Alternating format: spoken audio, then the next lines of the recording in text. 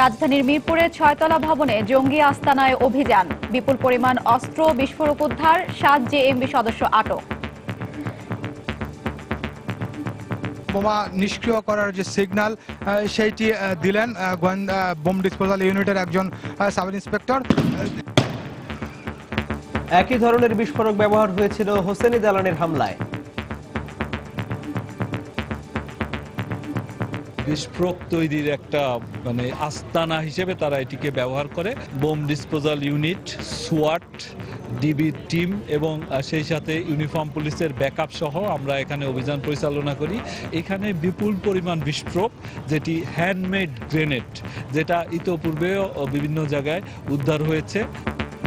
রাজধানীর ভেতরে এমন আস্তানা উদ্বেগজনক, পরিকল্পনা ছিল বড় নাশকতার, মন্তব্য নিরাপত্তা বিশ্লেষকদের।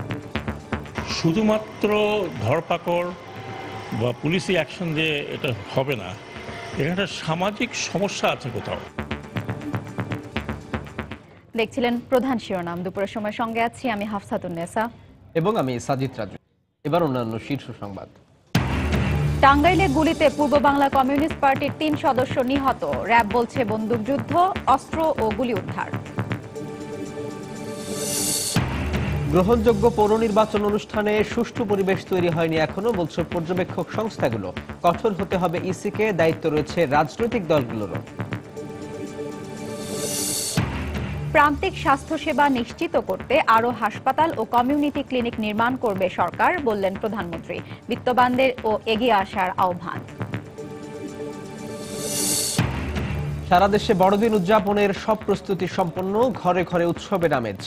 আর মাত্র 1 রাতের অপেক্ষা। এবং সাফ মিশনে প্রথম ম্যাচে আজ মাঠে নামবে বাংলাদেশ। প্রতিপক্ষ বর্তমান চ্যাম্পিয়ন আফগানিস্তান হলেও জয় দিয়ে আসর শুরু করতে চায় মামুনুলরা।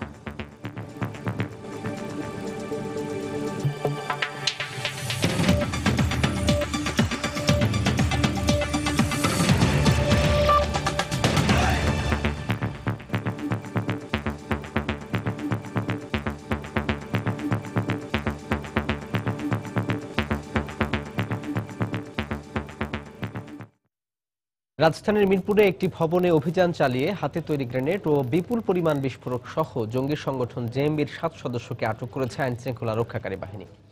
মহানগর গোয়েন্দা পুলিশের যুগ্ম কমিশনার মনিরুল ইসলামের নেতৃত্বে অভিযান পরিচালিত হয়। গত 4 মাস আগে মিরপুরের শাহ আলীতে জঙ্গি সদস্যরা বাসা ভাড়া নিয়েছে বলে দাবি গোয়েন্দা পুলিশের। একজনকে আটকের পর তার দেয়া তথ্য অনুযায়ী বুধবার রাত থেকে ওই 6তলা ভবনটি ঘিরে রাখে আইনশৃঙ্খলা রক্ষা বাহিনীর সদস্যরা। আটক জঙ্গি সদস্যের দেয়া তথ্যানুযায়ী আইনশৃঙ্খলা রক্ষা বাহিনীর সদস্যরা এই ভবনটিতে অভিযান পরিচালনার প্রস্তুতি নেন বুধবার রাত থেকেই। সঙ্গে যোগ দিয়েছে অপরাধ দমনে নিয়োজিত আইনশৃঙ্খলা রক্ষা বাহিনীর বিশেষ শাখা সোয়াট।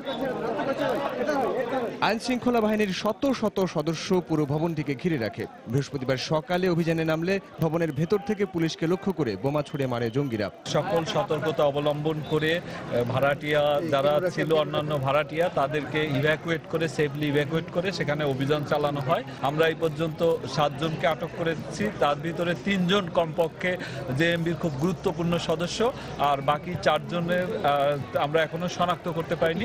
যে সমস্ত গ্রেনেড উদ্ধার হয়েছে বা বিস্ফোরিত হয়েছে, আপনারা জানেন যে হোসেনি দালানের ঘটনায় যেগুলো উদ্ধার হয়েছিল, কিংবা কামরাঙ্গীর চর থেকে যেগুলো উদ্ধার হয়েছিল, কিংবা দেশের অন্যান্য জায়গায় যেগুলো যে হ্যান্ডমেড গ্রেনেড যেটি তৈরি হয়েছে, যেগুলো পাওয়া গিয়েছিল, সেই রকমই অবিকল একই প্রকার দেখতে। অভিযান শুরু করলে শক্তিশালী বোমার বিস্ফোরণ ঘটিয়ে ভবন উড়িয়ে দেওয়ার হুমকিও দেওয়া হয় পুলিশকে।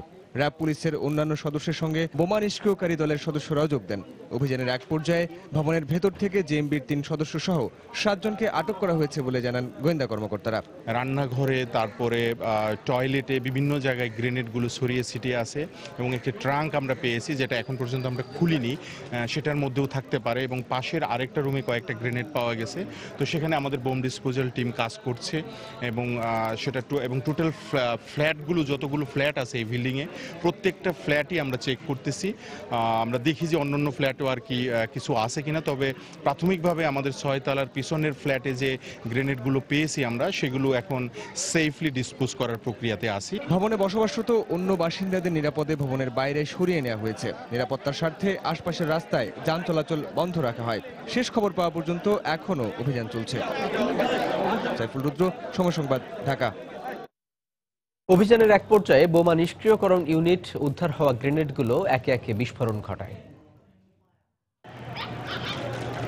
দেখছি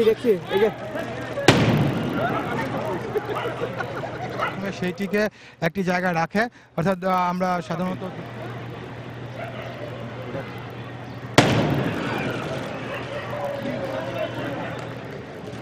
এই যে পাইছি দেখছো ভাই দেখছি এই যে এই জায়গাটা খুব রিস্কি, ভেঙে পড়বো। দর্শক, এখনো অভিযান চলছে। এই মুহূর্তে সেখানে আছেন আমাদের রিপোর্টার খান মোহাম্মদ রুমেল। আমরা সরাসরি চলে যাচ্ছি তার কাছে। রুমেল। হাফসা, এই মুহূর্তে আপনাকে আমি যেটি বলতে পারি যে বোমাগুলো উদ্ধার করা হয়েছে অর্থাৎ হ্যান্ড গ্রেনেডগুলো, সেইগুলো নিষ্ক্রিয়করণের কাজ এখন পর্যন্ত চলছে। তো এখন থেকে প্রায় 1.5 ঘন্টা আগে সেই বোমা নিষ্ক্রিয়করণের কাজটি শুরু হয়েছে এবং এখন পর্যন্ত 4টি হ্যান্ড গ্রেনেডের বিস্ফোরণ এখানে ঘটানো হয়েছে, অর্থাৎ সেগুলোকে নিষ্ক্রিয় করা হয়েছে। তো আমরা প্রাথমিকভাবে গোয়েন্দা পুলিশের কাছ থেকে যতটুকু জেনেছি সেটি হচ্ছে যে তারা 25টি হ্যান্ড গ্রেনেড এই বাসার ভিতর থেকে উদ্ধার করেছে এবং সেইগুলো সবগুলো একে একে এখানে বিস্ফোরণ ঘটানো হবে। তো আপনাকে আমি যেটি জানিয়েছি যে এখন পর্যন্ত 4টি হ্যান্ড গ্রেনেডের বিস্ফোরণ ঘটানো হয়েছে এবং এই মুহূর্তে আপনাকে আমি এখানকার যে অবস্থা সেটি যেটি বলতে পারি যে ঢাকা মহানগর গোয়েন্দা পুলিশের যে বোম ডিসপোজাল ইউনিট রয়েছে তারা এখনো পর্যন্ত বোমা নিষ্ক্রিয়করণের যে কাজ সেটি তারা করে চলেছেন। তো এই মুহূর্তে আমি যেটি দেখছি যে আমার থেকে ঠিক সামনে আপনাকে আমি দেখাতে চাই যে 2টি জায়গায় টায়ার ফেলে রাখা হয়েছে, অর্থাৎ 2টি টায়ারের ভেতরেই কিন্তু এই যে হ্যান্ড গ্রেনেড সেগুলো রাখা আছে এবং আমরা যেটি ধারণা করছি যে কিছুক্ষণের মধ্যেই এগুলোরও বিস্ফোরণ ঘটানো হবে। আর এখানে আরেকটা বিষয় আপনাকে বলতে চাই যে আর যে বাসা থেকে 7 জনকে গ্রেফতার করা হয়েছে তার মধ্যে 3 জন জেএমবির সঙ্গে যুক্ত, এটি এখন পর্যন্ত নিশ্চিত হওয়া গেছে বলে গোয়েন্দা কর্মকর্তারা দাবি করেছেন। আর যে বাকি 4 জন রয়েছে তাদের পরিচয় নিশ্চিত হওয়ার চেষ্টা চলছে। তবে এই যে 3 জন তারা কোন পর্যায়ের নেতা জেএমবির সেটি কিন্তু গোয়েন্দা কর্মকর্তাদের কাছ থেকে আমরা জানতে চেয়েছিলাম। তো তারা যেটি বলেছেন যে মাত্রই তারা গ্রেফতার করেছেন, তো এখনো পর্যন্ত সেটি তারা নিশ্চিত করে বলতে পারছেন না যে গ্রেফতারকৃতরা কোন পর্যায়ের নেতা। আরও জিজ্ঞাসাবাদ তাদেরকে করলে তখনই এই বিষয়গুলো জানা যাবে বলে গোয়েন্দা পুলিশ দাবি করেছে। আর একদিকে যখন এখানে বোমা নিষ্ক্রিয়করণের কাজ চলছে, অপরদিকে যে বাড়িটি থেকে এই বোমাগুলো উদ্ধার করা হয়েছে এবং 7 জনকে গ্রেফতার করা হয়েছে সেই বাড়িতে কিন্তু আইন শৃঙ্খলা রক্ষাকারী বাহিনীর সদস্যরা এখনো বোমার খোঁজে তল্লাশি চালিয়ে যাচ্ছেন। কারণ আমরা যেটি জেনেছিলাম যে সবগুলো বোমা কিন্তু এক জায়গা থেকে উদ্ধার করা হয়নি, বিভিন্ন জায়গায় ছড়িয়ে ছিটিয়ে ছিল এবং যে 6তলা ভবন যেটিতে গোয়েন্দা পুলিশের দল অভিযান পরিচালনা করেছে সেই 6তলা ভবনের 2টি করে ফ্ল্যাট প্রতি তলায়, তো 12টি ফ্ল্যাট রয়েছে এই ভবনে। এই 12টি ফ্ল্যাটের মধ্য থেকে 2টি ফ্ল্যাট থেকে তারা এই 7 জনকে গ্রেফতার করেছে এবং একটি ফ্ল্যাটের মধ্যে তারা বোমার খোঁজ পেয়েছেন এমনটা জানিয়েছেন। তো যেটি তারা বলেছেন প্রাথমিকভাবে তারা যেই বাসা সেই বাসার রান্নাঘরে তারা একটি বোমা দেখতে পেয়েছিলেন এবং তারপরে সেই বোমাটি যখন তারা সেখান থেকে নিরাপদে সরিয়ে আনেন তো এরপরে শোবার ঘরে ট্রাঙ্কের নিচে ট্রাঙ্কের ভিতরে কাপড়ে বেচানো অবস্থায় আরো বেশ কিছু বোমা তারা উদ্ধার করেছেন। এরপর একে একে ওই ফ্ল্যাটের বিভিন্ন রুম থেকে মোট 25টি হ্যান্ড গ্রেনেড এখন পর্যন্ত উদ্ধার হয়েছে সেটি আমরা জেনেছি এবং হ্যান্ড গ্রেনেডের সঙ্গে সঙ্গে প্রচুর পরিমাণ বিস্ফোরকও উদ্ধার করা হয়েছে যেগুলো দিয়ে আরো বোমা তৈরি করা সম্ভব ছিল বলে গোয়েন্দা কর্মকর্তারা জানিয়েছেন। তো এখনো পর্যন্ত বোমার খোঁজে তো একদিকে তল্লাশি চলছে আর অপরদিকে এখানে বোমা নিষ্ক্রিয়করণের কাজ চলছে। তাহলে আমরা যেটি বলতে পারি যে অভিযানে 7 জনকে গ্রেফতার করা হলে অভিযানটি এখনো পর্যন্ত কিন্তু শেষ হয়নি, কারণ গোয়েন্দা কর্মকর্তারা যেটি বলছেন তারা যখন সব পুরো বাসাটি তল্লাশি করে আর কোনো বোমা ভিতরে আছে কিনা সেটি যতক্ষণ পর্যন্ত তারা নিশ্চিত হতে না পারছেন ততক্ষণ পর্যন্ত তারা অভিযান সমাপ্ত ঘোষণা করবেন না। তো মিরপুর থেকে আমার কাছে এখন পর্যন্ত এতটুকুই ছিল। হাফসা। দর্শক, রিপোর্টার খান মোহাম্মদ রুমেল ঘটনাস্থল থেকে আমাদের জানাচ্ছিলেন যে বোমা নিষ্ক্রিয় করার কাজ এখনো চলছে, অভিযান এখনো চলছে। এদিকে ধরপাকড় করে জঙ্গি দমন সম্ভব নয় মন্তব্য করে নিরাপত্তা বিশ্লেষক অবসরপ্রাপ্ত ব্রিগেডিয়ার জেনারেল সাখাওয়াত হোসেন বলেছেন, খোদ রাজধানীর মধ্যে এ ধরনের জঙ্গি আস্তানা উদ্বেগজনক, এদের বড় নাশকতার পরিকল্পনা ছিল। সময় সংবাদকে তিনি আরো বলেন, সামাজিকভাবে এদের বিরুদ্ধে প্রতিরোধ করে তুলতে হবে। এটা একটা অত্যন্ত চিন্তার বিষয়, ভয়াবহ বিষয় বলবো এই জন্য যে রাজধানীর বুকে কত জনবহুল জায়গায় এরা জড়ো হয়েছে, ডেফিনেটলি কোনো উদ্দেশ্য নিয়ে এবং সংখ্যা কম নয়। যেই সরকারে থাকুক তাদের একটা ডিনায়াল মোডে চলে যায় যে না এখানে জঙ্গি নেই, এখানে ইন্টারন্যাশনাল কোনো কানেকশন নেই, এটা আমার মনে হয় যে আত্মঘাতী হয়ে দাঁড়াচ্ছে আমাদের জন্য। আমাদেরকে যেটা প্র্যাকটিক্যাল, যেটা বাস্তব, সেটাকে স্বীকার করে কিন্তু মোকাবেলা করতে হবে। পাবলিকলি আপনি এগুলো ডিনাই করেন, আর যখন প্র্যাকটিক্যালি এগুলো দেখা যায় তখন কিন্তু মানুষের ভিতরে এক ধরনের আস্থার সংকট হয়। টাঙ্গাইলে গুলিতে পূর্ব বাংলা কমিউনিস্ট পার্টির 3 সদস্য নিহত হয়েছে। র্যাবের দাবি বন্দুক যুদ্ধে মারা গেছেন তারা। এই ঘটনায় তাদের 3 সদস্য আহত হয়েছে বলেও দাবি করেছে র্যাব। এ সময় ঘটনাস্থল থেকে 2টি বিদেশি পিস্তল, একটি দেশি বন্দুক ও 7 রাউন্ড গুলি উদ্ধার করা হয়। র্যাব 12 এর কোম্পানি কমান্ডার মহিউদ্দিন ফারুকি জানান, সকালে সদর উপজেলার ওমরপুরে পূর্ব বাংলা কমিউনিস্ট পার্টির 3 সদস্যের অবস্থানের কথা জানতে পেরে অভিযানে যান তারা। এ সময় র্যাবের উপস্থিতি টের পেয়ে গুলি করে তারা। আত্মরক্ষার্থে র্যাবও পাল্টা গুলি ছুড়লে ওমর, সাদ্দাম ও কাশেম নামে কমিউনিস্ট পার্টির 3 জন গুলিবিদ্ধ হয়। পরে উদ্ধার করে টাঙ্গাইল মেডিকেল কলেজ হাসপাতালে নেয়ার পর কর্তব্যরত চিকিৎসক তাদের মৃত ঘোষণা করেন। প্রধানমন্ত্রী শেখ হাসিনা বলেছেন, প্রান্তিক স্বাস্থ্য সেবা নিশ্চিত করতে সারা দেশে আরও হাসপাতাল ও কমিউনিটি ক্লিনিক নির্মাণ করবে সরকার। সকালে গণভবনে একটি বেসরকারি প্রতিষ্ঠান থেকে অনুদান পাওয়া 10টি অ্যাম্বুলেন্স বিভিন্ন প্রতিষ্ঠানের কাছে হস্তান্তর অনুষ্ঠানে একথা বলেন তিনি। শেখ হাসিনা বলেন, ইতোমধ্যে প্রতি উপজেলায় একটি করে 50 শয্যার হাসপাতাল এবং প্রতি 6000 মানুষের জন্য একটি করে কমিউনিটি ক্লিনিক স্থাপন করা হয়েছে। নদী প্রধান এলাকার কথা মাথায় রেখে জলপথে চলাচল করতে পারে এ ধরনের অ্যাম্বুলেন্স নির্মাণের উপর গুরুত্ব আরোপ করেন প্রধানমন্ত্রী।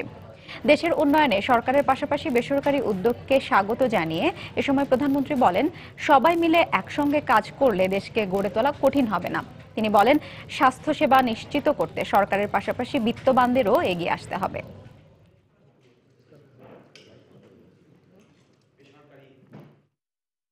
এই যে অ্যাম্বুলেন্সগুলি যেখানে যেখানে যাচ্ছে নিশ্চয়ই ওই এলাকার মানুষের জন্য খুবই উপকারী হবে।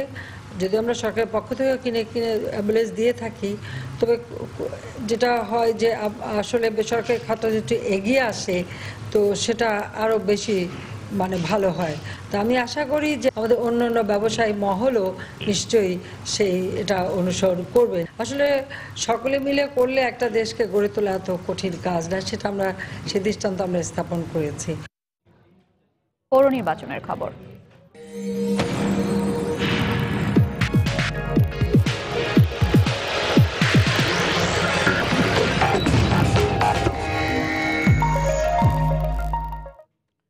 অবাধ, সুষ্ঠু ও গ্রহণযোগ্য পৌর নির্বাচন অনুষ্ঠানের জন্য এখনো প্রয়োজনীয় পরিবেশের অভাব রয়েছে বলে মনে করছে নির্বাচন পর্যবেক্ষণ সংস্থাগুলো। তারা বলছে, নির্বাচন সুষ্ঠু করার জন্য নির্বাচন কমিশনকে আরও কঠোর হতে হবে। আচরণবিধি সহ উত্থাপিত বিভিন্ন অভিযোগের দৃশ্যমান ও দ্রুত প্রতিকারের ব্যবস্থা নেওয়ারও পরামর্শ তাদের। রাজনৈতিক দলগুলোরও নির্বাচন অবাধ করার পেছনে দায় রয়েছে বলে মনে করেন তারা। আফজাল হোসেনের রিপোর্ট। আগামী 30শে ডিসেম্বর দেশের 232টি পৌরসভা নির্বাচন। অন্যান্য নির্বাচনের মতোই দলীয় প্রতীকে হতে যাওয়া এই নির্বাচনও গভীরভাবে পর্যবেক্ষণ করছেন দেশীয় নির্বাচন পর্যবেক্ষণ সংস্থাগুলো। স্থানীয় এই নির্বাচনে আনুষ্ঠানিকভাবে বিদেশি কোনো পর্যবেক্ষক থাকছে না। এরই মধ্যে প্রাক নির্বাচনী পর্যবেক্ষণের ভিত্তিতে তারা বলছেন, নির্বাচন অবাধ সুষ্ঠু হওয়ার জন্য যে ধরনের পরিবেশ দরকার তা এখনো সৃষ্টি হয়নি। প্রার্থীরা তারা তাদের স্বাচ্ছন্দ্যের সঙ্গে তাদের কাজ করতে পারছেন কিনা, এই সব বিষয়গুলো আমরা মোটা দাগে আমাদের বিবেচনার মধ্যে নিয়ে আসি পর্যবেক্ষণের আওতায়। নির্বাচন কমিশন এমন কতগুলো দৃশ্যমান অবস্থান নিচ্ছে, এমন কতগুলো দৃশ্যমান ব্যবস্থা গ্রহণ করছে, তার ফলে যে সমস্ত জায়গা উত্তপ্ত সেগুলো স্থির হচ্ছে। তো সেই জায়গাটাতে আমার মনে হচ্ছে নির্বাচন কমিশন এখনো পেরে উঠছে না। পর্যবেক্ষকরা বলছেন, সুষ্ঠু নির্বাচন অনুষ্ঠানের জন্য যেমন নির্বাচন কমিশনের দায় রয়েছে, তেমনি ভূমিকা রয়েছে রাজনৈতিক দলগুলোর। নির্বাচন সুষ্ঠু করা না গেলে রাজনৈতিক প্রক্রিয়া ব্যাহত হবে বলেও মনে করেন তারা। ইলেকশন কমিশনের উপর কিন্তু দেশের অনেক বড় দায়িত্ব নির্ভর করছে। ভোটারদের জন্য আস্থা ঠিক থাকে যে আমরা ভোটাধিকার প্রয়োগ করবার সময় কোনো রকম ভাবে ক্ষতিগ্রস্ত না হই। নির্বাচন কমিশন যেন আরো স্পষ্ট, আরো শক্ত অবস্থান নেন। আমি এখনো অপেক্ষা করছি যে আমাদের রাজনৈতিক দলগুলো তাদের গণতান্ত্রিক দায়িত্বটা খুব ভালোভাবে নেন এবং তাদের দলের ভেতরে তারা এটা প্রয়োগ করা শুরু করেন। নির্বাচনের বাকি দিনগুলোতে সাধারণ ভোটারদের আশ্বস্ত করতে হলে আচরণবিধি লঙ্ঘন, সহিংসতা সহ সকল অভিযোগের তদন্ত করে দ্রুত ও দৃশ্যমান পদক্ষেপ নেওয়ার পরামর্শ নির্বাচন পর্যবেক্ষকদের। পর্যবেক্ষক রাখেন। আফজাল হোসেন, সময় সংবাদ, ঢাকা। পৌর নির্বাচনের বিভিন্ন বিষয় নিয়ে কথা বলতে নির্বাচন কমিশন সচিবালয়ে গেছে আওয়ামী লীগের একটি প্রতিনিধি দল। সেখানে আছেন আমাদের রিপোর্টার রামিম হাসান। আমরা সরাসরি চলে যাচ্ছি সেখানে। রামিম,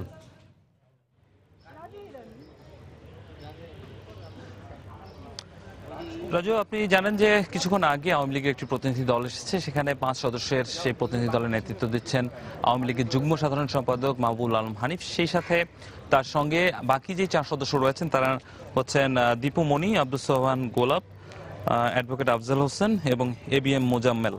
মোটামুটি 5 সদস্যের প্রতিনিধি দল বেশ কিছুক্ষণ আগে নির্বাচন কমিশনের প্রধান নির্বাচন কমিশনের সঙ্গে দেখা করতে গেছেন এবং আমরা যে বিষয়টি জানতে পেরেছি এবং এখানে যারা এসেছিলেন তাদের সঙ্গে কথা বলে যে বিষয়টি ধারণা করছি, তারা মূলত 10টি পর্যবেক্ষক সংস্থার বিরুদ্ধে অভিযোগ করতেই মূলত নির্বাচন কমিশন এসেছেন। যেহেতু গতকালকে কিন্তু একটি চিঠি দেওয়া হয়েছিল আওয়ামী লীগের পক্ষ থেকে এবং সেখানে যেই 10টি পর্যবেক্ষক সংস্থার কথা বলছি তার মধ্যে রয়েছে ডেমোক্রেসি ওয়াচ, অধিকার, জাগরণী চক্র, national youth forum, rights Jessore সহ এরকম প্রায় 10টি পর্যবেক্ষক সংস্থা যেগুলোর বিরুদ্ধে আওয়ামী লীগের অভিযোগ রয়েছে। সেগুলো নিয়ে মূলত প্রধান নির্বাচন কমিশনের সঙ্গে কথা বলবেন বলে আমরা ধারণা করছি। পাশাপাশি সার্বিক আইন শৃঙ্খলা পরিস্থিতি এবং নির্বাচনী পরিস্থিতি নিয়েও হয়তো বা কথা বলবেন। সে বিষয়ে আরও বিস্তারিত হয়তো জানতে পারবো তারা বের হওয়ার পরে। একটি তথ্য জানিয়ে রাখি, আজকে আমরা একটি তথ্য পেয়েছি, সেখানে যেই মোট নির্বাচন কমিশনের পক্ষ থেকে 3403টি কেন্দ্রের কথা বলা হয়েছে, তার মধ্যে স্বরাষ্ট্র মন্ত্রণালয় থেকে যে প্রতিবেদন দেওয়া হয়েছে সেই প্রতিবেদনের ভিত্তিতে 1184টি কেন্দ্রকে ঝুঁকিপূর্ণ হিসেবে বিবেচনা করা হচ্ছে, অর্থাৎ অধিক গুরুত্বপূর্ণ হিসেবে বিবেচনা করা হচ্ছে, যার মধ্যে ঢাকা বিভাগেই রয়েছে 348টি অতি গুরুত্বপূর্ণ কেন্দ্র, যেখানে 991টি মোট কেন্দ্র রয়েছে ঢাকা বিভাগে। এভাবে রাজশাহী বিভাগের ক্ষেত্রে 246, রংপুর 118, সিলেটে 45, খুলনায় 195, বরিশালে 63 এবং চট্টগ্রামে 169টি কেন্দ্রকে অধিক গুরুত্বপূর্ণ বলে নির্বাচন কমিশনকে বিবেচনা করার জন্য স্বরাষ্ট্র মন্ত্রণালয়ের পক্ষ থেকে বলা হয়েছে। আরেকটি বিষয় জানিয়ে রাখি, এখানে কিছুক্ষণ আগে যেটি জানতে পেরেছি, জাতীয় পার্টিরও একটি প্রতিনিধি দল নির্বাচন কমিশনে 3টা বা 3:30টার দিকে আসার কথা রয়েছে, তবে সেই ব্যাপারে এখনো পর্যন্ত আমরা নিশ্চিত কোনো তথ্য পাইনি। তো আওয়ামী লীগের প্রতিনিধি দলটি বের হলে আমরা হয়তো আরও বিস্তারিত জানাতে পারবো তারা কি জন্য আসলে এসেছেন বা বিস্তারিত তথ্যগুলো তাদের কাছ থেকে জেনে আপনাদেরকে জানাতে পারবো। মোটামুটি এখন পর্যন্ত নির্বাচন কমিশন থেকে এই ছিল সর্বশেষ। সহকর্মী রামিম হাসান জানাচ্ছিলেন নির্বাচন কমিশন সচিবালয় থেকে। পৌর নির্বাচনের বাকি আর মাত্র 6 দিন। শেষের এই কটা দিন কাজে লাগাতে পুরোদমে প্রচারণা চালাচ্ছেন প্রার্থীরা। ভোট চাইছেন ভোটারদের কাছে, দিচ্ছেন নানা উন্নয়নের প্রতিশ্রুতি। তবে অনেক এলাকায় নির্বাচনী পরিবেশ নিয়ে প্রার্থীদের অভিযোগ থাকলেও স্বস্তি জানিয়েছেন ভোটাররা। ব্রাহ্মণবাড়িয়ার আখাউড়া থেকে রিপোর্টার সেলিয়া সুলতানা এবং ব্যুরো প্রতিবেদকদের পাঠানো তথ্য ও ছবি নিয়ে ডেস্ক রিপোর্ট। সাদা কালো পোস্টারে ছেয়ে গেছে পাহাড় ঘেরা খাগড়াছড়ির মাটিরাঙ্গা পৌরসভা। প্রার্থীদের শেষ মুহূর্তের প্রচারে মুখর এখন পুরো পৌর এলাকা। পাহাড়ি জনপদ হলেও বাঙালি ভোটাররাই এখানকার মূল নিয়ামক, তাই ভোটারদের মন জয় করতে প্রার্থীদের মুখে প্রতিশ্রুতির ফুলঝুরি। তবে সুষ্ঠু নির্বাচন নিয়ে আশঙ্কা প্রকাশ করে সেনাবাহিনী মোতায়েনের দাবি জানালেন বিএনপির সাবেক মেয়র। সরকারি দলের নেতারা যেভাবে ভয়ভীতি প্রদর্শন করছে, এভাবে মানুষ ভোট কেন্দ্রে যাইতে নিরাপত্তা একেবারে নাই বললে চলে। এখানে যেন সমস্ত ভোট কেন্দ্রে যেন সেনাবাহিনী মোতায়েন করা হয়। 13 বছর বিএনপির মেয়র ছিল, এখানে কোনো উন্নয়ন হয় নাই। সুতরাং এখন মানুষ আশাবাদী যে আওয়ামী লীগ রাষ্ট্রীয় ক্ষমতায়, উন্নয়নের জন্য আমাকে চায় ওরা। রাজশাহীর নওহাটায় শীত কুয়াশা উপেক্ষা করে ভোরের আলো ফুটতেই প্রার্থীরা পৌঁছে গেছেন ভোটারদের দুয়ারে। ভোট গ্রহণের সময় এগিয়ে আসায় প্রতিটি মুহূর্ত কাজে লাগাতে তারা চষে বেড়াচ্ছেন পাড়া মহল্লা আর অলিগলি। আর সেই সুযোগে ভোটাররাও প্রার্থীদের কাছে তুলে ধরছেন তাদের বিভিন্ন দাবি দাওয়া। নির্বাচনী পরিবেশ নিয়ে প্রার্থীদের পাল্টাপাল্টি অভিযোগ থাকলেও নির্ভর ভোটাররা। নৌকা মার্খালি যে দাঁড়াইছে তার লোক আমার লোকে বিভিন্ন ভয়ভীতি দেখাচ্ছে, পুলিশ দিয়ে ধরাবো। যে পরিবেশ রয়েছে তাতে ইনশাল্লাহ আমরা শান্তি শৃঙ্খলার সাথেই ভোট দিতে পারবো। এখানে এখন পর্যন্ত কোনো সেরকম পরিস্থিতি তৈরি হয়নি যে ভোটের কেন্দ্রে কোনো গোলযোগ হবে। এদিকে প্রার্থীদের মাইকিং ও নানামুখী গণসংযোগে সরব ব্রাহ্মণবাড়িয়ার আখাউড়া পৌরসভা। তবে এবার আর প্রতিশ্রুতিতে ভুলতে নারাজ ভোটাররা, করছেন চুলচেরা বিশ্লেষণ। এই পৌরসভায় 24,950 জন ভোটারের বিপরীতে রয়েছেন 5 জন মেয়র প্রার্থী। কোনো রকম ঝামেলা নাই বা কোনো রকম উস্কানিমূলক বা কোনো কিছু নাই আমাদের এখানে। সুন্দরভাবে প্রচার প্রচারণা চালাচ্ছে আজ পর্যন্ত কোনো সমস্যা হচ্ছে না। শেষ মুহূর্তে এসে জমে উঠেছে দিনাজপুরের ফুলবাড়ী পৌরসভার নির্বাচনী প্রচার। কয়লা খনি বিরোধী আন্দোলনকে পুঁজি করে নানামুখী প্রতিশ্রুতি দিচ্ছেন প্রার্থীরা। নিয়ন মোহাইমিন, সময় সংবাদ। দর্শক, এই মুহূর্তে ব্রাহ্মণবাড়িয়ার আখাউড়া পৌরসভায় আছেন রিপোর্টার সেলিয়া সুলতানা, খাগড়াছড়ি পৌরসভায় রিপোর্টার কমল দে ও রাজশাহীর কেশরহাট পৌরসভায় আছেন সাইফুর রহমান রকি। নির্বাচনী প্রচারের সবশেষ খবর জানতে সরাসরি চলে যাচ্ছি তাদের কাছে। প্রথমেই যাচ্ছি সেলিয়ার কাছে। সেলিয়া। ধন্যবাদ হাফসা। এই মুহূর্তে আমরা আছি আখাউড়া পৌরসভায়, যেটি ব্রাহ্মণবাড়িয়ার 5টি যে পৌরসভা আছে তার মধ্যে একটি, যেটিতে কিনা আগামী 30 তারিখে পৌরসভার নির্বাচনটি হচ্ছে। বাকি যে 4টি পৌরসভা রয়েছে তার মধ্যে ইতিমধ্যে 2টো পৌরসভায় এরই মধ্যে নির্বাচন হয়ে গেছে এবং বাকি যে পৌরসভা 2টো আছে সে পৌরসভা 2টোতে আগামী মার্চ থেকে এপ্রিলের মধ্যে নির্বাচন হবে। তো সেক্ষেত্রে আমরা কিন্তু এই প্রেক্ষিতে কিন্তু আমরা সকাল থেকে বিশেষ করে আখাউড়া পৌরসভায় যারা ভোটার আছেন এবং যারা প্রার্থী আছেন তাদেরকে আমরা দেখেছি ব্যাপক উৎসাহ উদ্দীপনার মধ্য দিয়ে তারা ভোটারদের কাছে গিয়েছেন এবং ভোটারদের সাথে তারা জনসংযোগ করেছেন। এছাড়া ভোটাররা তাদের যেমন দাবি দাওয়া তাদের কাছে তুলে ধরেছেন, একইভাবে কিন্তু প্রার্থীরা যারা প্রতিদ্বন্দ্বী প্রার্থী রয়েছেন, মেয়র প্রার্থী, তারা কিন্তু একটি বিষয়ে তাদেরকে সবসময় বলে আসছেন যে তারা প্রতিশ্রুতি দিচ্ছেন এবং তারা এই যে এলাকাটির বিভিন্ন ধরনের সমস্যা, যেমন রাস্তাঘাট কিছুটা সংকুচিত রয়েছে, যেখানে যানজটের বেশ সমস্যায় পড়তে হয় সাধারণ মানুষকে এবং আরেকটি বিষয় হচ্ছে এখানে যে বাজারটি রয়েছে সেটি রাস্তার উপরে বসার কারণে সাধারণ মানুষের অনেক ধরনের সমস্যা হয়। এছাড়া একটি বিষয় আপনাদেরকে জানিয়ে রাখি, কিছু তথ্য, সেটি হচ্ছে এইবার আখাউড়া পৌরসভায় মেয়র প্রার্থী হিসেবে প্রতিদ্বন্দ্বিতা করছেন 5 জন, কাউন্সিলর প্রতিদ্বন্দ্বিতায় রয়েছেন 39 জন, নারী সংরক্ষিত 9টি আসনে তারা নারী সংরক্ষিত আসনে প্রতিদ্বন্দ্বিতা করছেন এবং ভোটার রয়েছেন প্রায় 25,000। কেন্দ্র যে 11টি রয়েছে 9টি ওয়ার্ডের, তার মধ্যে তারাগণ এবং দেবগ্রামের বিষয়ে হচ্ছে এখানকার যে ভোটাররা রয়েছেন এবং যারা প্রতিদ্বন্দ্বী প্রার্থী রয়েছেন তারা কিন্তু তাদের কিছু অভিযোগের কথা জানিয়েছেন এবং এই আমরা রিটার্নিং অফিসারের সাথে কথা বলেছিলাম, তিনি আমাদেরকে জানিয়েছেন এই 2টো যে ভোট কেন্দ্র রয়েছে এখানে অতিরিক্ত নিরাপত্তার ব্যবস্থা তারা চিন্তা ভাবনা করছেন। একটি বিষয়ে আপনাদেরকে জানিয়ে রাখি, বিশেষ করে প্রতীক নিয়ে এখানে কিন্তু নৌকা এবং ধানের শীষের মধ্যে ব্যাপক ধরনের মানুষের মধ্যে কিন্তু উৎসাহ দেখা যাচ্ছে, যেহেতু অনেকদিন পর নৌকা এবং ধানের শীষের প্রতীকে একটি এখানে নির্বাচন হচ্ছে। এই ছিল আসলে আখাউড়া পৌরসভা থেকে সর্বশেষ।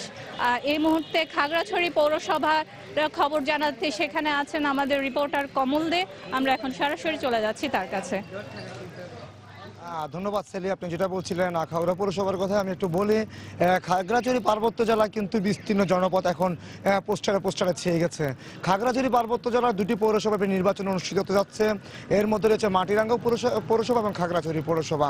বিশেষ করে তবে একই সাথে যেমন উৎসাহ উদ্দীপনা বিরাজ করছে, ঠিক তেমনি কিন্তু কিছুটা উত্তপ্ত পরিবেশ রয়েছে এই 2টি পৌরসভা এলাকার মধ্যে। আমরা দেখেছি আজ সকাল থেকে কিন্তু এখানে আওয়ামী লীগ এবং স্বতন্ত্র প্রার্থীর মধ্যে কিছুটা হালকা সংঘর্ষ এবং হাতাহাতির ঘটনা ঘটেছে, যে ঘটনা 2 জন পর্যন্ত আহত হয়েছে আমরা জানতে পেরেছি। আপনি জানেন যে খাগড়াছড়ি পৌরসভার যে এবারের পৌরসভার নির্বাচন, সেই নির্বাচনে ভোটার সংখ্যা হচ্ছে 33,619 জন এবং কেন্দ্র হচ্ছে 19টি। আর এখানে মেয়র পদে রয়েছেন 5 জনের মধ্যে আওয়ামী লীগের রয়েছেন শানে আলম, তিনি মূলত নৌকা প্রতীক নিয়ে লড়াই করছেন এবং বিএনপি রয়েছেন অ্যাডভোকেট আব্দুল মালেক মিয়া, তিনি ধানের শীষ প্রতীক নিয়ে। অপরদিকে তৃতীয় যে প্রার্থী রয়েছেন সবচেয়ে প্রভাবশালী প্রার্থী এবং পাওয়ারফুল প্রার্থী হিসেবে পরিচিত রফিকুল আলম, স্বতন্ত্র প্রার্থী, তিনি মূলত মোবাইল ফোন নিয়ে এখানে প্রতিদ্বন্দ্বিতা করছেন এবং তিনি বর্তমান মেয়র। এক্ষেত্রে আমরা দেখেছি আওয়ামী লীগ এবং স্বতন্ত্র প্রার্থীর পক্ষের মধ্যে কিন্তু গত কয়েকদিন ধরে উত্তেজনা চলছে। আজই সেই উত্তেজনার জের ধরে গতকাল এবং আজ পৃথক 2টি সংঘর্ষের ঘটনা ঘটেছে। এছাড়া আমরা দেখেছি মাটিরাঙ্গা পৌরসভায় একই অবস্থা, একটু উত্তেজনাকর পরিস্থিতি। সেই উত্তেজনার মধ্যে কয়েকদিন আগে একজন নিহত হয়েছে বলে আমরা জানতে পেরেছি। এই বিষয়ে আজকে যাতে মাটিরাঙ্গা পৌরসভায় কিন্তু আমরা দেখেছি সকালে প্রার্থীরা নেমেছে প্রচারণা, একইভাবে আইন শৃঙ্খলা রক্ষাকারী কমিটি এবং রিটার্নিং অফিসাররা বৈঠক করে প্রার্থীদেরকে জানিয়েছে জানিয়েছেন, নির্দেশনা দিয়েছেন যাতে তারা আচরণবিধি লঙ্ঘন না করে এবং সুশৃঙ্খলভাবে নির্বাচনী প্রচারণা চালিয়ে যায় সে ব্যাপারে দিক নির্দেশনা দিচ্ছেন। যেহেতু পাহাড়ের প্রতি একটু সংঘাতময় হয়ে উঠছে সেই বিষয়ে আইন শৃঙ্খলা রক্ষাকারী বাহিনী, আমরা দেখেছি পুলিশ সুপার, জেলা প্রশাসক সহ রিটার্নিং অফিসার এই বৈঠকে অংশ নিয়েছেন এবং এক্ষেত্রে যেহেতু খাগড়াছড়ি পৌরসভা তো দেখা যাচ্ছে একই ধরনের পরিস্থিতি বিরাজ করছে, অর্থাৎ কিছুটা উত্তেজনাকর পরিস্থিতি রয়েছে এই খাগড়াছড়ি যে দুটি পৌরসভার। তবে প্রায় সব প্রার্থী বলছেন একে অপরকে দোষারোপ করছেন, আওয়ামী লীগের প্রার্থী দোষারোপ করছে স্বতন্ত্র প্রার্থীকে, স্বতন্ত্র প্রার্থী দোষারোপ করছে আওয়ামী লীগের প্রার্থীকে। অর্থাৎ একটি উত্তেজনাকর পরিস্থিতি এবং উৎসবের মধ্যে দিয়ে বলা যায় দুটি বিরাজ করছে এই খাগড়াছড়ি দুটি পৌরসভার নির্বাচনে। এখন পর্যন্ত এ ছিল খাগড়াছড়ি থেকে সর্বশেষ। এখন আমরা চলে যাব রাজশাহীতে, সেখানে রয়েছেন সহকর্মী রকি।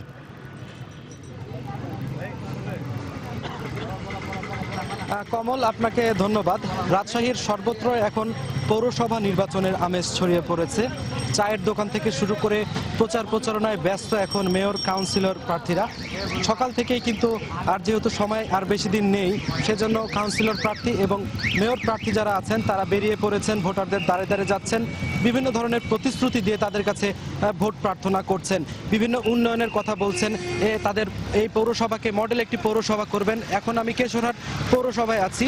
এই বাজারে আমি বেশ কিছু ভোটারের সাথে কথা বলেছি। তারা বলছেন যে এবার তারা যোগ্য দেখে একজন প্রার্থীকে মেয়র নির্বাচিত করবেন আগামী 30শে ডিসেম্বর। এখানে মোট ভোটার রয়েছে 13,615 জন। এর মধ্যে পুরুষের সংখ্যা 6,625 এবং নারী ভোটার রয়েছে 7,009 জন।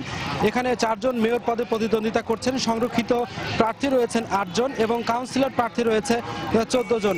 মূলত 2002 সালে প্রতিষ্ঠিত হয়েছে এই কেশরহাট পৌরসভাটি। এখানকার মশিউর রহমান সহকারী রিটার্নিং অফিসারের সাথে আমার কথা হয়েছে। তিনি আমাদেরকে নিশ্চিত করেছেন যে এই আগামী ডিসেম্বরের এই নির্বাচন যেন অবাধ ও সুষ্ঠু হয় এবং এই পৌরসভাবাসীকে যেন একটি গ্রহণযোগ্য নির্বাচন উপহার দিতে পারে, সেই জন্য তারা সর্বদা প্রস্তুত রয়েছেন এবং আইন শৃঙ্খলা বাহিনীকে সাথে নিয়ে এখন পর্যন্ত তারা প্রতিনিয়তই মনিটরিং করে যাচ্ছেন। নির্বাচনী আচরণবিধি মেনে প্রচারণা চালাচ্ছেন কিনা এই বিষয়টিও তারা কিন্তু খেয়াল রাখছেন বলে আমাদেরকে জানাচ্ছেন। এছাড়া প্রার্থীদের সাথে কথা হয়েছে। আওয়ামী লীগ সমর্থিত প্রার্থী এখানে যিনি আছেন শহীদুজ্জামান শহীদ এবং বিএনপি সমর্থিত প্রার্থী হয়েছেন আলাউদ্দিন আলো। তারা কিন্তু জয়ের ব্যাপারে আশাবাদের কথা ব্যক্ত করেছেন এবং বিএনপি প্রার্থী বলেছেন যে নির্বাচনী প্রচারণায় কিন্তু তাকে কিছুটা ব্যাঘাত ঘটাচ্ছে আওয়ামী লীগ সমর্থিত প্রার্থী। তবে সুষ্ঠু নির্বাচন হলে তিনি জয়ের ব্যাপারে আশাবাদের কথা বলেছেন। সব মিলে এ ধরনের প্রচারণায় সরগরম হয়ে উঠেছে রাজশাহীর 13টি পৌরসভা। মোট 14টি পৌরসভা রয়েছে। এই 14টি পৌরসভার মধ্যে একটি পৌরসভায় আইনি জটিলতার কারণে নির্বাচন অনুষ্ঠিত হচ্ছে না। তবে বাকি এই পৌরসভা 13টিতেই কিন্তু নির্বাচনী আমেজ ছড়িয়ে পড়েছে এবং আগামী 30শে ডিসেম্বর এই পৌরসভা নির্বাচনে ভোটাররা যোগ্য একজন প্রার্থীকে মেয়র হিসেবে বেছে নেবেন বলে আমাকে জানিয়েছেন। তো এই ছিল হাফসা আমার কাছে কেশরহাট পৌরসভা নির্বাচনের সর্বশেষ খবর। দর্শক, ব্রাহ্মণবাড়িয়ার আখাউড়া পৌরসভা থেকে রিপোর্টার সেলিয়া সুলতানা, খাগড়াছড়ি পৌরসভা থেকে রিপোর্টার কমল দে ও রাজশাহীর কেশরহাট পৌরসভা থেকে সাইফুর রহমান রকি জানাচ্ছিলেন নির্বাচনী প্রচারণার সর্বশেষ খবরাখবর। দুপুরের সময় আরো থাকছে। সময় টেলিভিশনের ঢাকা মেডিকেল প্রতিনিধির লাশ ময়না তদন্তের পর পরিবারের কাছে হস্তান্তর। নিখোঁজের পর রংপুরে স্থানীয় এক সাংবাদিকের লাশ উদ্ধার।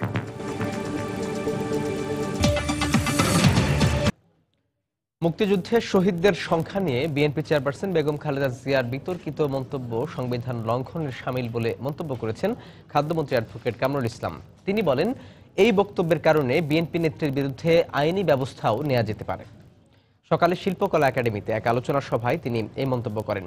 সভায় আওয়ামী লীগের প্রচার সম্পাদক ডক্টর হাসান মাহমুদ বলেন, বক্তব্যের জন্য ক্ষমা না চাইলে স্বাধীনতা দিবসে বেগম জিয়া জনরোষের শিকার হতে পারেন।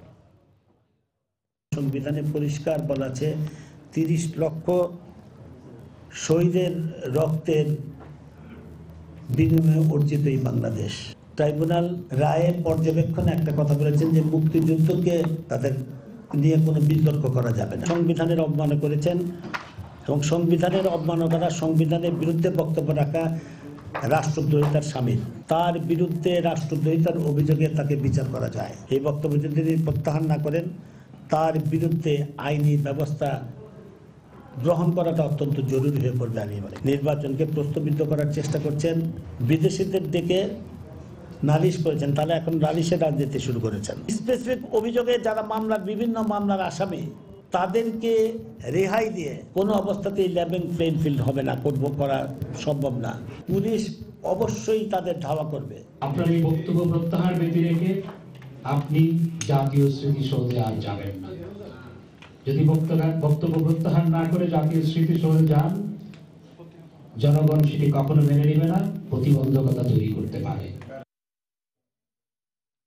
সারা দেশে বিএনপি নেতাকর্মীদের উপর হামলা ও মিথ্যা মামলায় গ্রেপ্তারের অভিযোগ করেছেন দলটির যুগ্ম মহাসচিব রুহুল কবির রিজভী। তিনি বলেন, পৌর নির্বাচনে সন্ত্রাস দমন না করে সন্ত্রাসীর ভূমিকায় অবতীর্ণ হয়েছে স্থানীয় প্রশাসন। সকালে নয়াপল্টনে দলের কেন্দ্রীয় কার্যালয়ের সংবাদ সম্মেলনে এই অভিযোগ করেন তিনি।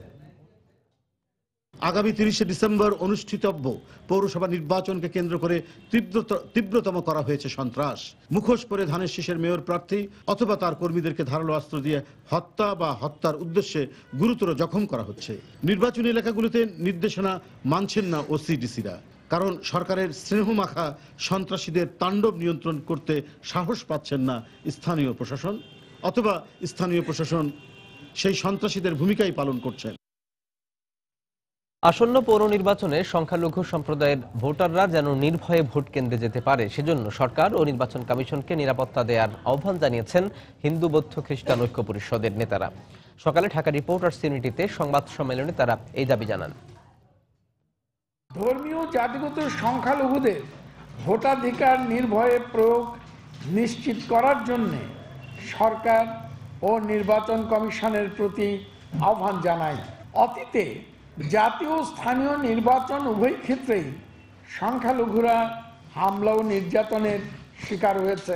যারা হুমকি দিচ্ছে, এই হুমকিদাতাদের চিহ্নিত করা হোক এবং আইনের বিধান মোতাবেক তাদের শাস্তির আওতায় এনে তাদের শাস্তিটিকে নিশ্চিত করা হোক। দেখছেন দুপুরের সময়। দুরন্ত বাইসাইকেল, উড়ে চলো দুরন্ত গতিতে।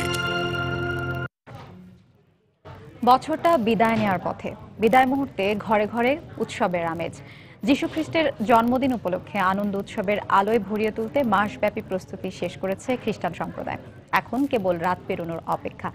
বড়দিন উদযাপনের শেষ মুহূর্তের প্রস্তুতির কথা জানাচ্ছেন সাদিয়া আফরিন। ঘরে ঘরে ঝলমলে আলোকসজ্জিত এই ক্রিসমাস ট্রি জানান দিচ্ছে উৎসবের আর মাত্র কয়েক ঘন্টা বাকি। বড়দিনের নানা আয়োজনে কয়েকদিন ধরেই উৎসব মুখর রাজধানীর খ্রিস্টান পরিবারগুলো।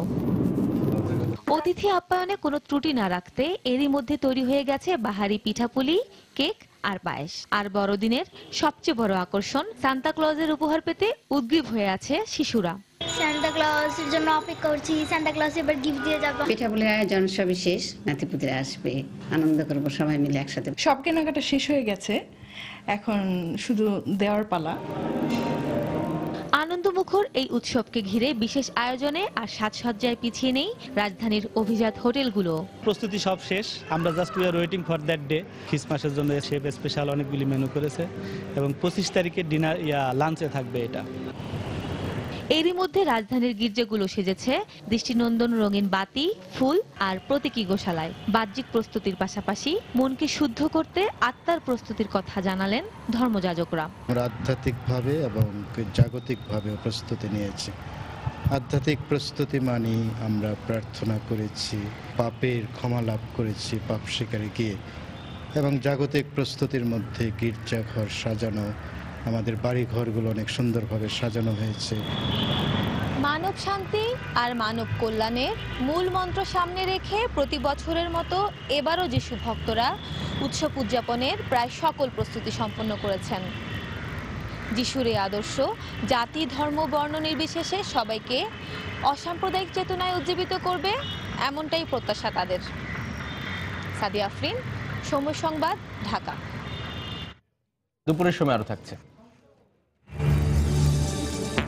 শুল্ক ফাঁকি রোধে 6 মাসের পণ্য ডেলিভারির হিসাব চেয়েছে ঢাকা কাস্টমস। প্রতিবাদে 50টি কুরিয়ার সার্ভিসের কার্যক্রম বন্ধ, ক্ষতির মুখে আমদানিকারক।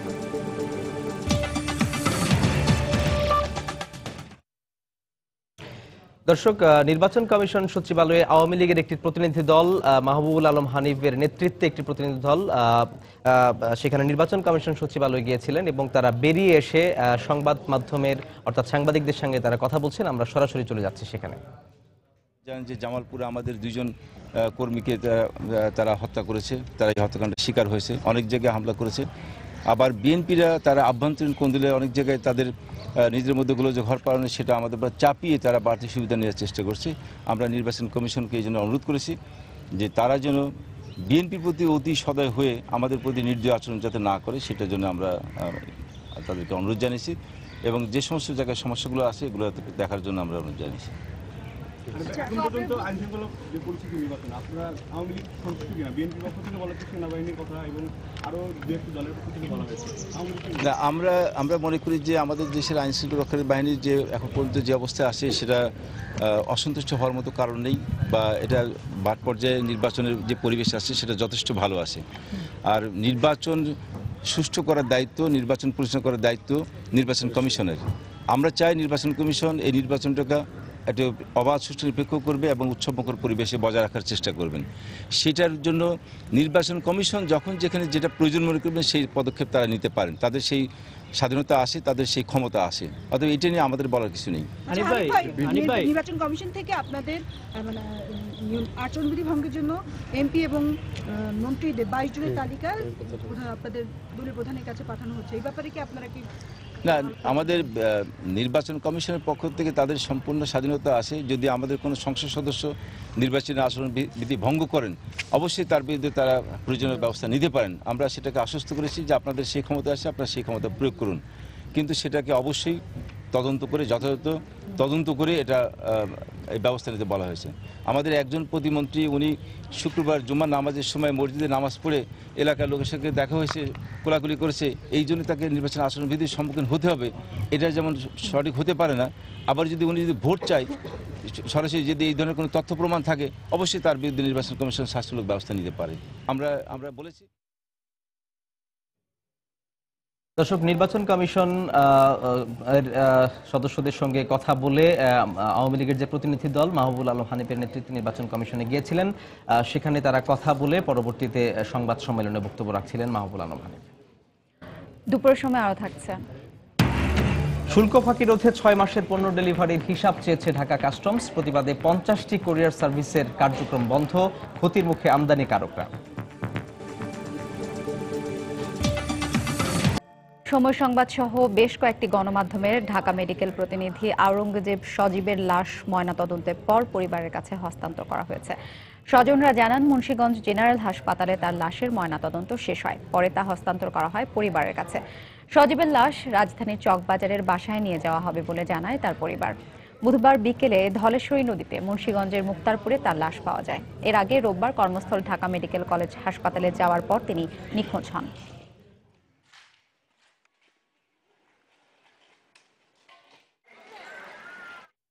এদিকে রংপুরে স্থানীয় এক সাংবাদিকের লাশ উদ্ধার করেছে পুলিশ। সকালে নগরীর ধর্মদাস এলাকা থেকে তার লাশ উদ্ধার করা হয়। পুলিশ জানায় গতকাল রাত 9টার দিকে অফিস থেকে দাওয়াতে যাওয়ার কথা বলে বের হন স্থানীয় সাংবাদিক উৎস রহমান।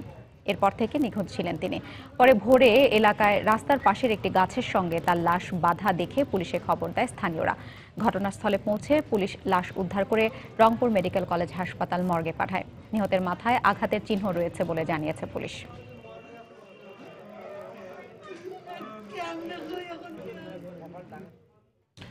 বেসরকারি গবেষণা প্রতিষ্ঠান center for policy dialogue CPD কখনোই বাংলাদেশের উন্নয়নমূলক কাজের প্রশংসা করেনি বলে মন্তব্য করেছেন বাণিজ্যমন্ত্রী তোফায়েল আহমেদ। দুপুরে সচিবালয়ে সংবাদ সম্মেলনে এই মন্তব্য করেন তিনি। এই সময় ডব্লিউটিওর 10ম মিনিস্ট্রিয়াল কনফারেন্সে বাংলাদেশের অর্জন হতাশাজনক, সিপিডির এমন মন্তব্য সঠিক নয় বলেও জানান তিনি। দুর্ভাগ্যজনক হলেও সত্য, সিপিডির কোন প্রতিনিধি ডব্লিউটিওর কনফারেন্সের ধারে কাছেও আমরা দেখি নাই। এই রিজিওনাল ট্রেড এগ্রিমেন্ট ডব্লিউটিওর কনসেপ্টকে যাতে নস্যাৎ করতে না পারে সেই জন্য একটা প্যারা অন্তর্ভুক্ত হয়েছে। এবার এটা নিশ্চয়ই সিপিডির চোখে বোধহয় পড়ে নাই। কারণ হলো আজ পর্যন্ত আমার জীবনে কিন্তু কোনোদিন বাংলাদেশের পক্ষে ভালো কাজের প্রশংসা আজ পর্যন্ত সিপিডি করে নাই। শাহজালাল আন্তর্জাতিক বিমানবন্দর দিয়ে অবৈধভাবে বাণিজ্যিক পণ্য আমদানি ও শুল্ক ফাঁকি রোধে সব কুরিয়ার সার্ভিসের গত 6 মাসের পণ্য আমদানি ও ডেলিভারির হিসাব চেয়েছে ঢাকা কাস্টমস কর্তৃপক্ষ। এ অবস্থায় কোনো আলোচনা ছাড়াই গ্রাহকের পণ্য ডেলিভারি বন্ধ করে দিয়েছে 50টি কুরিয়ার সার্ভিস। এতে পোশাক শিল্পের নমুনা ও খুচরা যন্ত্রাংশ সহ বিভিন্ন প্রতিষ্ঠানের পণ্য আটকে পড়ায় ব্যাপক ক্ষতির মুখে পড়েছেন আমদানিকারক ও বিভিন্ন শ্রেণীর গ্রাহক। বিস্তারিত জানাচ্ছেন হাজেরা শুলি। শাহজালাল আন্তর্জাতিক বিমানবন্দর দিয়ে বিভিন্ন ফ্লাইটে শিল্প প্রতিষ্ঠান ও ব্যক্তি পর্যায়ে গ্রাহকদের আমদানিকৃত পণ্যের বড় অংশ আসে কুরিয়ার সার্ভিসের মাধ্যমে। তবে বিমানবন্দরে 52টি কুরিয়ার সার্ভিসের মধ্যে 15টি ছাড়া বাকিগুলো নিজেদের কোনো অফিস বা গুদাম নেই। কাস্টমস কর্মকর্তারা জানান, এক্ষেত্রে সঠিকভাবে আমদানিকৃত পণ্যের শুল্কায়ন ও পরীক্ষা সম্ভব না হওয়ায় মিথ্যা ডকুমেন্টের শুল্ক ফাঁকি দিয়ে বিপুল পরিমাণ বাণিজ্যিক পণ্য বাইরে চলে যাচ্ছে। এসব অনিয়ম রোধে কুরিয়ার সার্ভিসগুলোকে আমদানিকৃত পণ্যের হিসাব দিতে বলে কাস্টমস হাউস। বাংলাদেশ বিমান পণ্যগুলো কুরিয়ার সার্ভিসের কাছে দিয়ে দেয়। এর পরবর্তীতে বাংলাদেশ বিমানের আর কোনো দায়িত্ব থাকে না। কুরিয়ার সার্ভিস অ্যাসোসিয়েশন বা লোকজনকে আমরা শুধুমাত্র বলেছি যে আপনারা যে পণ্য এনেছেন তার একটা হিসেব আপনারা দেন। তারা বলছে যে না, আরও সময় দিতে হবে। আমরা 18 তারিখ পর্যন্ত একবার সময় দিয়েছিলাম, আবার এখন 31 তারিখ পর্যন্ত সময় দিয়েছি। এই অবস্থায় ডিএচএল ছাড়া বাকি সব কুরিয়ার সার্ভিস একযোগে পণ্য ডেলিভারি বন্ধ করে দিলে পণ্য আটকে থাকায় ব্যাপক ক্ষতির মুখে পড়ে পোশাক শিল্প সহ বিভিন্ন প্রতিষ্ঠান। বিভিন্ন আইটেমের মাল এখানে পড়ে রয়েছে, গার্মেন্টস অ্যাক্সেসরিজ বিশেষ করে। কুরিয়ার যেহেতু গার্মেন্টস অ্যাক্সেসরিজ বেশি আসে, এগুলো ট্যাগ স্যাম্পল এগুলো বেশি আসে, এগুলো খুব জরুরি পণ্য।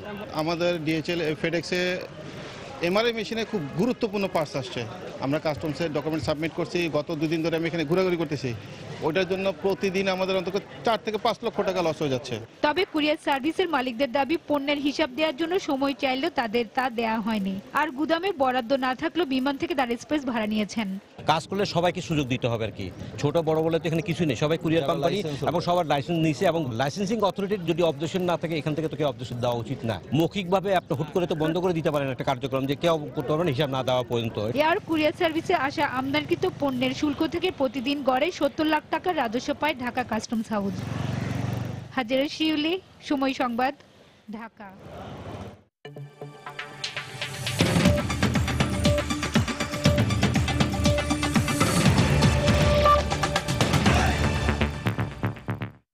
সৌদি আরবের দক্ষিণ পূর্বাঞ্চলের বিজান শহরে একটি হাসপাতালে আগুন লেগে অন্তত 25 জনের মৃত্যু হয়েছে বলে জানিয়েছে বিবিসি। তবে ডেইলি পাকিস্তান এই অগ্নিকাণ্ডে 31 জন নিহত হওয়ার খবর জানিয়েছে। বৃহস্পতিবারের এই দুর্ঘটনায় আহত হয় শতাধিক মানুষ। হতাহতদের মধ্যে বিদেশি কোনো নাগরিক আছে কিনা সে বিষয়ে এখনও জানা যায়নি। হাসপাতালের 2য় তলায় নিবিড় পরিচর্যা কেন্দ্র থেকে এই আগুনের উৎপত্তি বলে জানায় গণমাধ্যম। দুর্ঘটনার কারণ অনুসন্ধানে তদন্ত শুরু করেছে কর্তৃপক্ষ।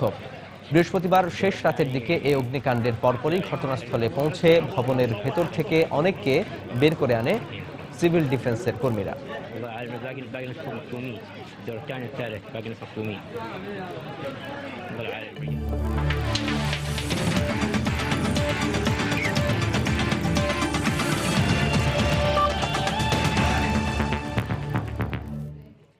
সাফ সুজুকি কাপের খবর। সাফ মিশনে নিজেদের প্রথম ম্যাচে আজ মাঠে নামবে বাংলাদেশ। প্রতিপক্ষ বর্তমান চ্যাম্পিয়ন আফগানিস্তান হলেও মামুনুলরা চায় জয় দিয়ে আসর শুরু করতে। আর আফগানিস্তান প্রতিপক্ষকে সমীহ করার পাশাপাশি প্রথম ম্যাচটা দেখছে বেশ গুরুত্ব দিয়ে। কেরালার ত্রিবান্দ্রাম স্টেডিয়ামে ম্যাচটি শুরু হবে বাংলাদেশ সময় আজ সন্ধ্যা 7টায়। এই মুহূর্তে ভারতের কেরালা রাজ্যে ত্রিবান্দ্রামে আছেন আমাদের সহকর্মী সাজিদ মুস্তাহিদ। বাংলাদেশ দলের প্রস্তুতি সম্পর্কে বিস্তারিত জানতে সরাসরি চলে যাচ্ছি তার কাছে। সাজিদ। হাফসা, আপনাকে ধন্যবাদ। আপনি যেমনটি বলছিলেন যে বাংলাদেশের সাফ মিশন আজ শুরু হতে যাচ্ছে।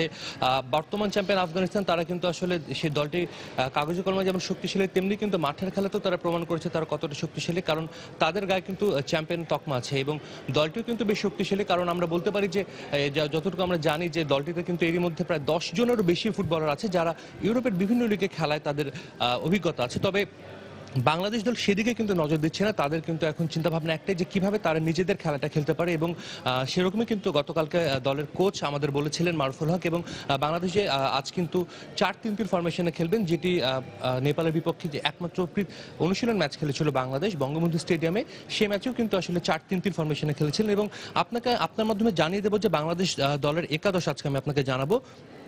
টিম ম্যানেজমেন্টের বা বিভিন্ন সূত্র থেকে অ্যাকচুয়ালি আমরা যেটা জেনেছি, বিভিন্ন সূত্র আমাদের যা জানিয়েছে, আজ বাংলাদেশের গোলরক্ষকের দায়িত্ব পালন করবেন শহীদুল আলম সোহেল। এছাড়া ডিফেন্সে থাকবেন নাসিরউদ্দিন, মুন্না এবং ইয়াসিন, এবং মিডফিল্ডে 4-3-3-এর যে মাঝের যে তিনজন যে মিডফিল্ডার, সেখানে থাকবেন মামুন, রাজু এবং সোহেল রানা, এবং অ্যাটাকিং সাইডের সামনে তিনজন খেলবেন। স্ট্রাইকার হিসেবে থাকবেন সোহেল, স্ট্রাইকার হিসেবে থাকবেন রনি, এবং দুই উইংয়ে খেলবেন হেমন্ত এবং জাহিদ। এবং আপনি জানেন যে বাংলাদেশের একমাত্র প্রস্তুতি ম্যাচে কিন্তু রনির গোলই জিতেছিল বাংলাদেশ, এবং রনি কিন্তু আজকে তার জায়গা ধরে রাখবেন। এবং আপনি দেখতে পাচ্ছেন যে অধিনায়ক মামুনুল আছেন। এখন আমরা টিম হোটেলে আছি, যেখানে অধিনায়ক মামুনুলের সাথে একটু কথা হয়েছিল, কিছুক্ষণ আগে আমার কথা হয়েছিল। তিনিও কিন্তু আর কি আমাকে জানিয়েছেন যে আসলে তারা চাচ্ছেন যে নিজেদের যা খেলাটুকু তারা যা অনুশীলনে করেছেন সেটা তারা এক্সিকিউট করতে যাচ্ছেন এখনো আসলে।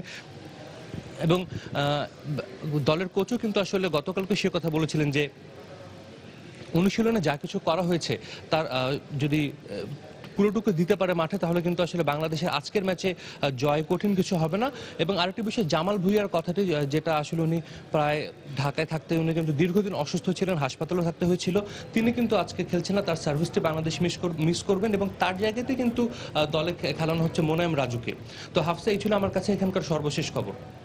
ধন্যবাদ সাজিদ আপনাকে। দর্শক, ভারতে কেরালা ত্রিবান্দ্রাম থেকে আমাদের সহকর্মী সাজিদ মুস্তাহিদ জানাচ্ছিলেন বাংলাদেশ দলের প্রস্তুতি সম্পর্কে। দুপুরের সময় পর্যায়ে শীর্ষ সংবাদ জানিয়ে দিচ্ছি আরো একবার। রাজধানীর মিরপুরে জঙ্গি আস্তানায় অভিযান, অস্ত্র ও বিস্ফোরক উদ্ধার, আটক 7 জেএমবি সদস্য। একই ধরনের বিস্ফোরক ব্যবহার হয়েছিল হোসেনি দালানে, জানালো পুলিশ। গ্রহণযোগ্য পৌর নির্বাচন অনুষ্ঠানে সুষ্ঠু পরিবেশ তৈরি হয়নি এখনো, বলছে পর্যবেক্ষণ সংস্থাগুলো। কঠোর হতে হবে ইসিকে, দায়িত্ব রয়েছে রাজনৈতিক দলগুলোরও। প্রান্তিক স্বাস্থ্য সেবা নিশ্চিত করতে আরো হাসপাতাল ও কমিউনিটি ক্লিনিক নির্মাণ করবে সরকার, বললেন প্রধানমন্ত্রী। বিত্তবানদেরও এগিয়ে আসার আহ্বান। সারা দেশে বড়দিন উদযাপনের সব প্রস্তুতি সম্পন্ন, ঘরে ঘরে উৎসবের আমেজ। আর মাত্র 1 রাতের অপেক্ষা। এবং সাফ মিশনের প্রথম ম্যাচে আজ মাঠে নামবে বাংলাদেশ। প্রতিপক্ষ বর্তমান চ্যাম্পিয়ন আফগানিস্তান হলেও জয় দিয়ে আসর শুরু করতে চায় মামুনুলরা।